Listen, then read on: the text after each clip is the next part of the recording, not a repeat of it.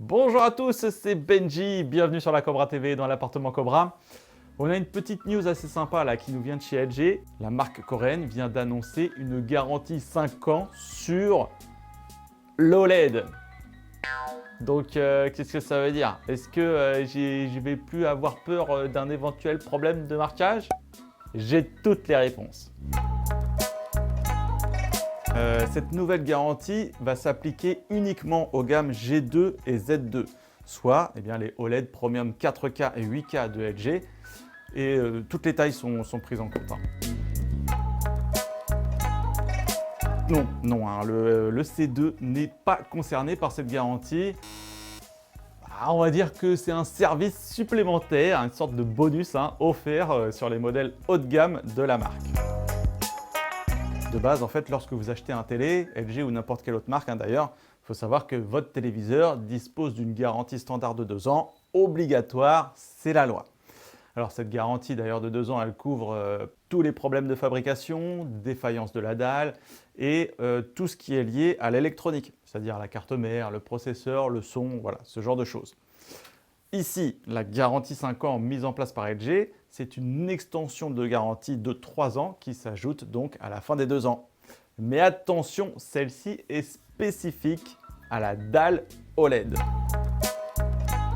À partir de la mise en route donc, de cette nouvelle garantie, au bout de 2 ans, si un problème survient sur la dalle, la prise en charge ne sera pas totalement gratuite.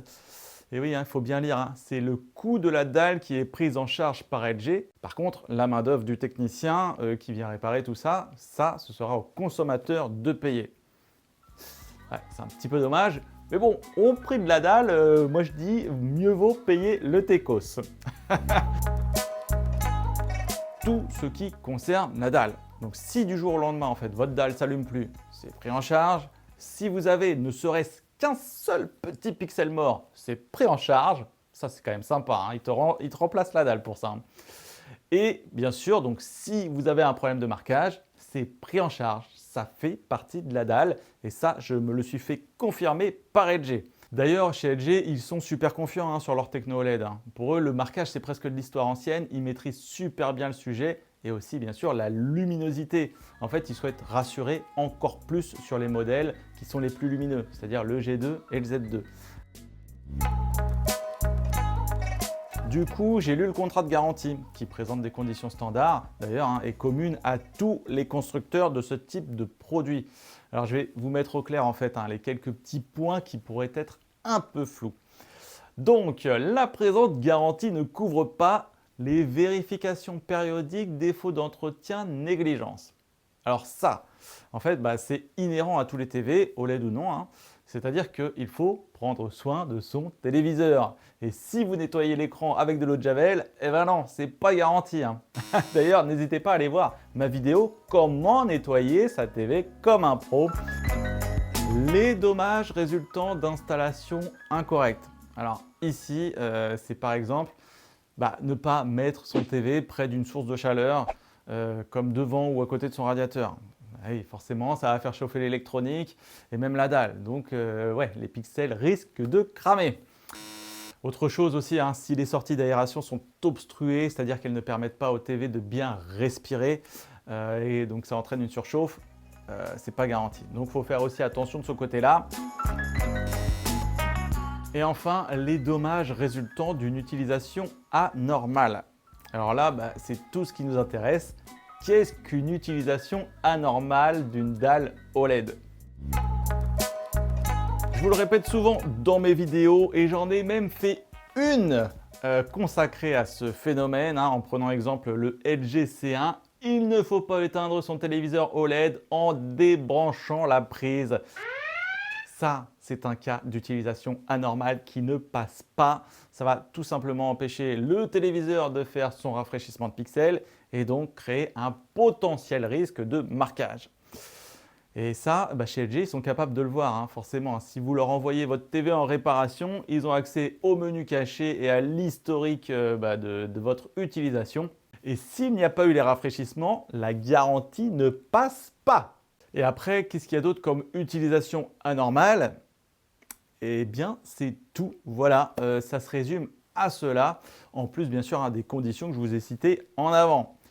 Donc ok, moi je leur ai quand même demandé, et si on regarde longtemps une chaîne avec un logo statique ou lorsque je joue à la console?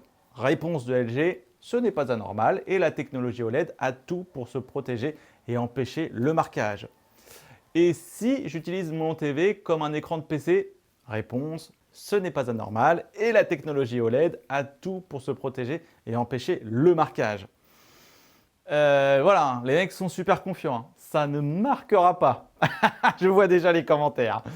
Bon, j'ai même fait une vidéo récente où je vous invite d'ailleurs à aller débloquer le mode éco pour profiter au mieux de la luminosité de votre téléviseur.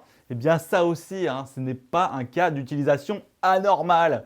Alors monsieur dans les commentaires, oui Benji, tu nous incites à brûler notre téléviseur. Non, je vous incite à profiter au mieux de votre produit et des sources HDR. Voilà, c'est tout. Vous pouvez y aller. Vous pouvez aussi aller voir cette vidéo si vous ne savez pas le faire. Bon les amis, je crois qu'on est plutôt pas mal du tout avec cette garantie 5 ans sur l'OLED. Jamais vu Enfin, en tout cas en France, c'est vrai qu'ils l'ont lancé l'année dernière en Angleterre et aux États-Unis également, je crois bien. Sur le G1 et le Z1, eh bien ça y est, on y a droit nous aussi. Je trouve que c'est vraiment top quoi.